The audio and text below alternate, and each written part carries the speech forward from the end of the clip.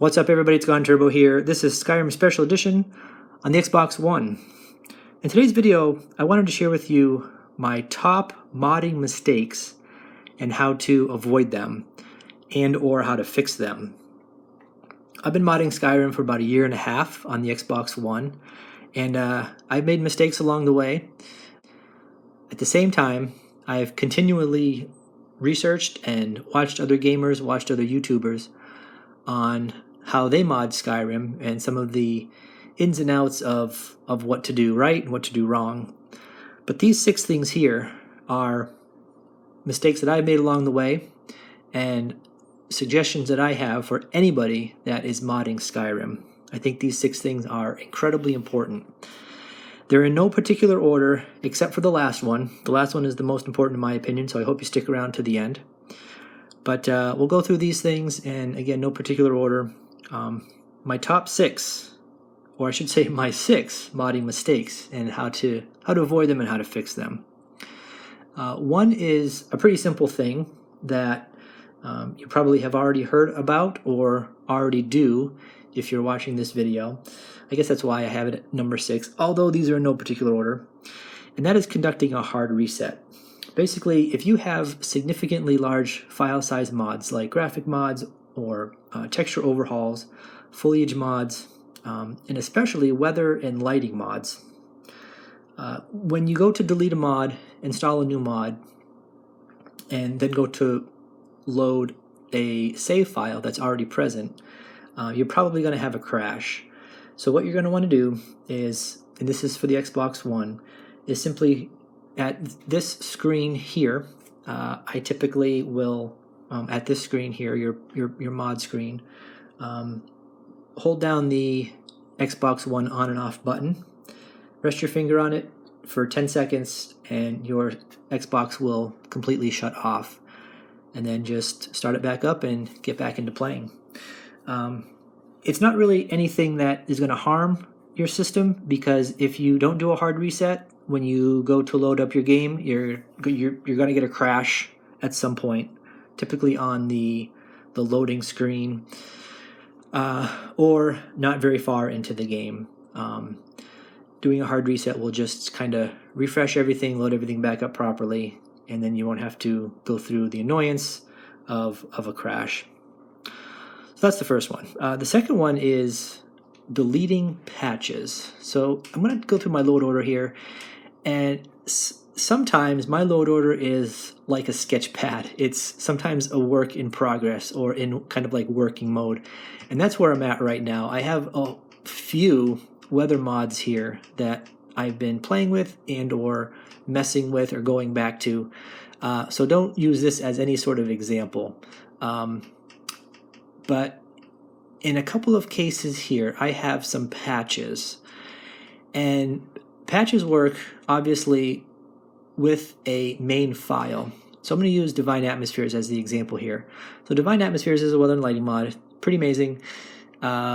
This is technically the main file, and this little mod here is Divine Atmosphere Aetherius Milk Drinking Snowflakes. This just changes the snowflakes from what is in the mod to just something a little bit different, a little bit, well, a little bit back to normal, I guess. I don't know.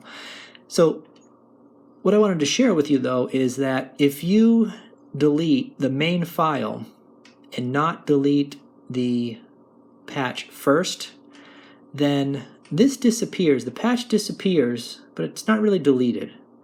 And we're going to give this an attempt here and see what happens. I'm going to delete Divine Atmosphere, the patch is underneath, and you'll see that both have disappeared.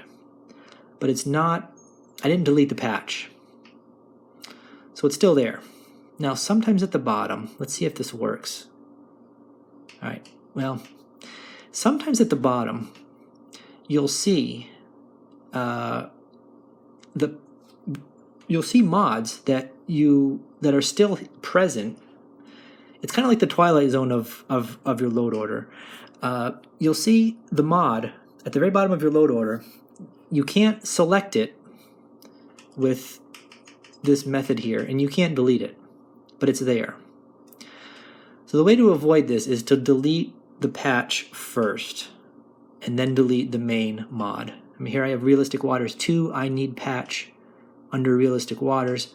I want to delete the patch first before the mod, and then the mod if I want to delete it.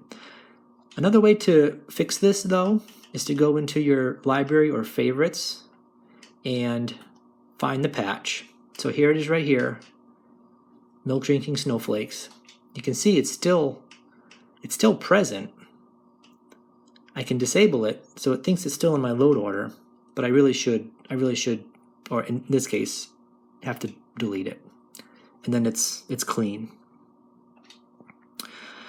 So that's the second modding mistake that can happen. I'm not sure how this affects the phenomenon of when you get down to a smaller amount of free space. Some of you have experienced this. So let's say you have 200 megabytes left of free space to download mods.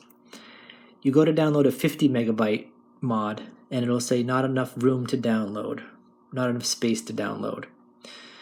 The only way to fix that I have found is to go into your Xbox settings, My Games and Apps, and clear your Skyrim reserve space. That will completely wipe out your 5 gigabytes. You have to re-download all your mods, but you won't get that error message. I'm not sure if that's what's referred to as ghost space, but if you delete main files and not patches, I think it's going to screw up what some of that free space is when you get those error messages. All right, the third modding mistake is understanding how mods overwrite each other. There's a technical piece to this, but there's also an art to this. And I definitely have some examples here in my load order. I'm going to give a rudimentary example first. So Graphics Pack. Graphics Pack changes the textures, improves the textures to many things. Architecture, so most of your cities and the stonework in your cities are affected by Graphics Pack. Dungeons, it looks like caves and tombs and mines.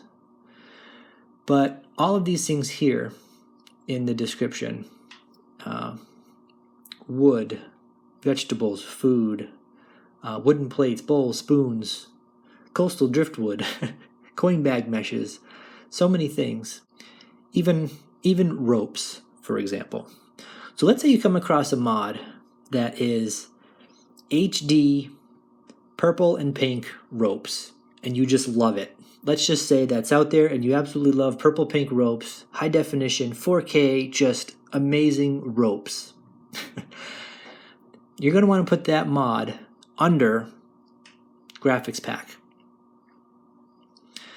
Because what it will do is the file will overwrite that rope file and your purple ropes will be present. Another example here that I have is Whiterun Stonewalls.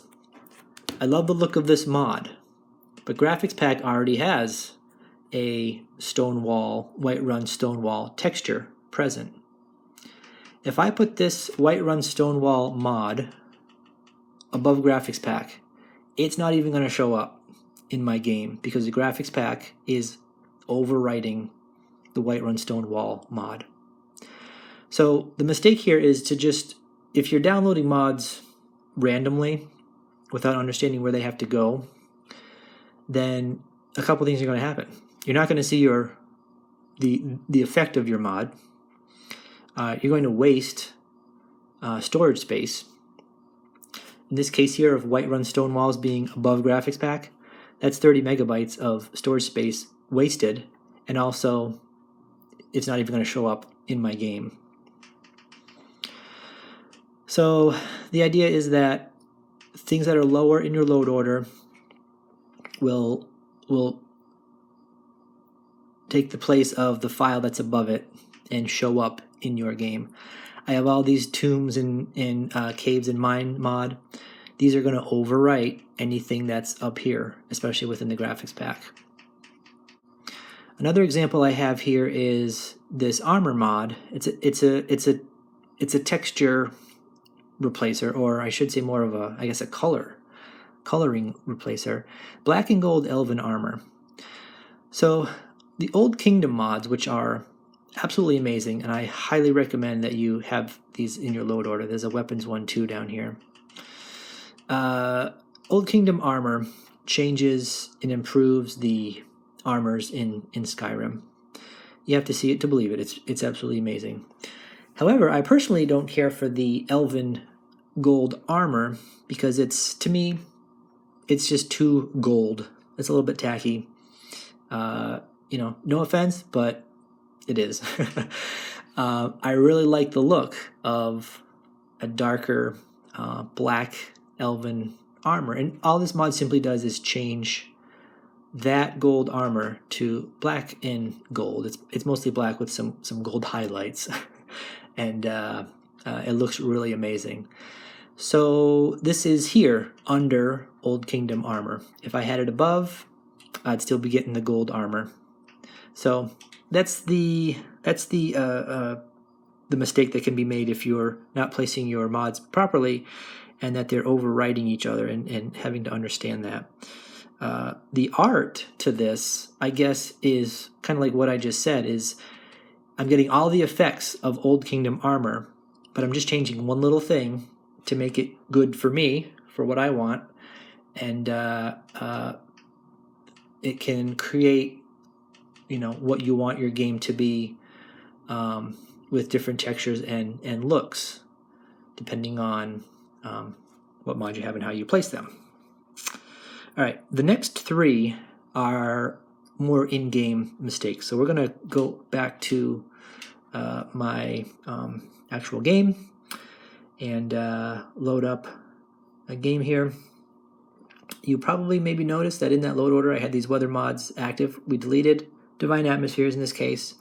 Obsidian and those patches were not activated, but I do have a weather mod that I wanted to try out. And actually, I've tried it, and it's a good example of the next modding mistake or conflict that can sometimes happen. So here I am back in-game. This is my load order in-game, and the mod, the Weather and Season mod that I have downloaded right now is Solstidium Weathers and Seasons. Solstidium Weathers and Seasons. It's about 22 megabytes. It's been out for a little while, and wanted to give it a shot. But when I was playing with it the other day, I thought this was a good example of the next part of modding mistakes that I wanted to share. So here we are in Whiterun. It's a clear sunny day. It's about noon, and I wanted to share some technique that can really screw things up. So a lot of us like to use display enhancements. I talk about this mod all the time. It's the most important mod, in my opinion, because you can adjust the way your game looks. I understand that we all have different displays, TVs, monitors, high definition, 4K, HDR. Like there's all kinds of different different companies, different products are going to have different quality. So what I'm seeing on my screen might be different from what you see, especially with some of my recommendations. But what I wanted to show you is something that I have found can really screw up my game when you start to mess with contrast and brightness and something called eye adaptation. So I am going to increase, through display enhancements, my contrast. Typically will make your game look better, and in some cases give it kind of that ENB feel. I'm going to decrease brightness. This mod seems a little bit bright on my screen, and I'm just going to do a little increased saturation real quick. I'm going to exit out. My display is at about almost half for brightness. So one of the things that I wanted to share is that with some weather mods, going into a dark area from a light area, you will get a very dark effect. Kind of like this.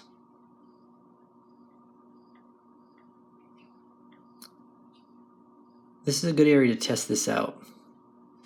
Now this might look really good on your display. You might have a display where your black air, your blacks are, look really good, but it might not. In my display, I don't like it. It just doesn't look good. There's a mod that can fix that. There's two ways to fix this. I'm going to show you one of them. There's one mod called Toggle Eye Adaptation in Bloom, and it shows up in your books, and there are two pieces of paper. I always toggle my bloom to off, but Toggle Eye Adaptation, when I open this up, and in the upper left-hand corner it will say Enable Eye Adaptation. What that does is, it should work. When I go into these darker areas, they're not as dark, and you can see what's in that area.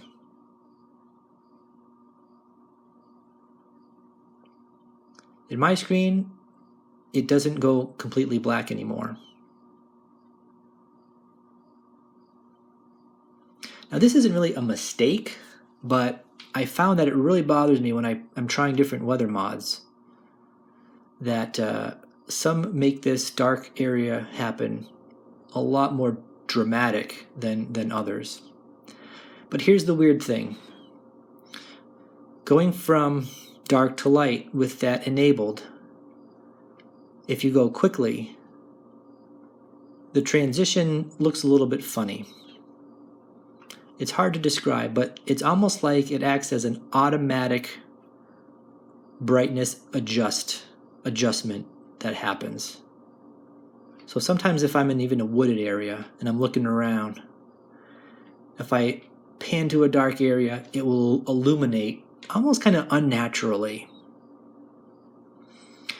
And I have found, and maybe here's a little bit more where the mistake can lie, I found that in cinematic options under display enhancements, if you crank up the contrast and crank down the brightness, then that transition from dark to light with an eye adaptation kind of mod or setting is going to look, it's not going to transition naturally.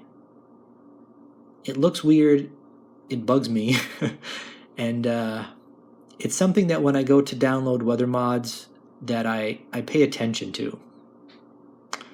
And some weather mods, it changes and is more dramatic than others. I'm going to toggle this back to disabled, which brings back again my dark areas quite dark. You can again see the difference. And in display enhancements, under HDR options, there's an eye adapt speed feature. There's also bloom and some other things that I'm not 100% sure how they work. If I increase eye adapt speed a couple of times, it will do similarly what that other eye adaptation bloom mod does. So I just increased that twice, and I don't have that washed out look anymore. And I've been trying to see if the transition isn't as dramatic with that other mod. And it doesn't seem as bad when I increase that slightly. So with this particular weather mod, I would suggest that you use that feature in display enhancements or other mods that weather mods you might come across, that dramatic shift in darkness to light, especially if you're, turning up the contrast and turning down the brightness, for example. All right, getting down to the last two mistakes, or things to avoid that can make your game look rotten, is interior and exterior lighting. Now, this weather mod obviously gives a different look to my outdoors, and as I play with these display settings, it's going to affect what I see inside of my game.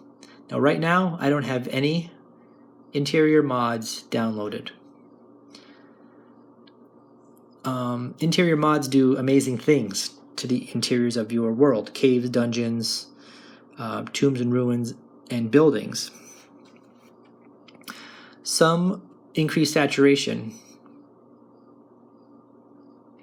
pretty significantly, but they're still beautiful mods. ELFX, Divine Interiors, those will increase saturation and add all kinds of great effects. But if you are increasing some of those things through display enhancements, then your interior versus your exterior is going to look maybe not what you want it to look like. One weather mod that I had tried, for my own personal taste, wanted to increase saturation pretty tremendously. And with a mod like ELFX, the fireplaces produce a pretty orange, significantly orange look to the insides. At the same time, mods like ELE interiors, which darken your interior, can have the same negative or positive effect based on what you might be adjusting on the outside with display enhancements or other lighting kinds of mods. So the point here is to always check your interiors. If you are modding your interior, if you are modding your exterior, and you're messing with display settings through display enhancements mod, to test and check. And I find that using Whiterun as your testing ground could be a good place to do these kinds of things. All right, finally, number one, and this is number one, is to use a load order template. I use a Dropbox load order document. There's a link in the description, and if you've not modded Skyrim before, or if you're new to it, then I would suggest, again, number one, using a template. There are other templates out there. Tarshana's template is another one that people use. I have not used that particular template, but folks have and have had success with it. When I first started modding this game, I was just downloading mods and playing, not having any idea of how it worked. I would have crashes all the time. I would have the Dragon Bridge crash, and it was incredibly frustrating, to the point of where you don't want to play anymore. I then just started to search online. What are mod load orders? What are load orders that are recommended, suggested, and using the Dropbox load order document. Ever since my first load order video, where I did share that, I've had a tremendous amount of success with my performance and how my game looks. So whether it's Dropbox load order document or Tarshana's template load order suggestions, you should use something. Going back to my mod list here, what those load orders do, or what these templates do, is categorize things. And folks that put these together, I have faith that they've tested the technical nature of mods and how they work, and how they then load into your system to make them work properly. So I don't have that expertise whatsoever. I just trust that the folks that are doing this know what they're doing, and I would say that they do, because where I was with just downloading mods willy-nilly with no rhyme or reason, basically just stacking them up, to sorting them properly, saw an improvement of performance and an improvement in the look of my game. So typically these documents or these templates will sort, patches, graphic overhauls, landscape textures, sound, weathers, foliage mods. You can see the pattern that I have here already with what I just said going down my load order. Gameplay kinds of mods. There's categories for quests or followers. In the Dropbox load order document, there's a category for some of these smaller textures. For sounds, thundering shouts, quieter dungeons. There's a section for cheat mods, font mods. These are all things, beauty and body mods. I know folks that are really big into that, which is great. And a load order document or template will help you get the best of what you're downloading. Armor mod. So these are all things that are sorted in these templates. And if anything, I would highly suggest that if you're new to modding, or if you're not sure how to put it all together in a list, to use one of those templates. And I have the Dropbox one in my description, so click on that and start to mod and load away. Anyway, thanks for watching this video. It's been a little bit of a long ride here with this tutorial, but I thought I would share my mistakes and ways to address and fix them. And hopefully this is helpful. Thanks for your support. Thanks for watching. I'll talk to you again soon.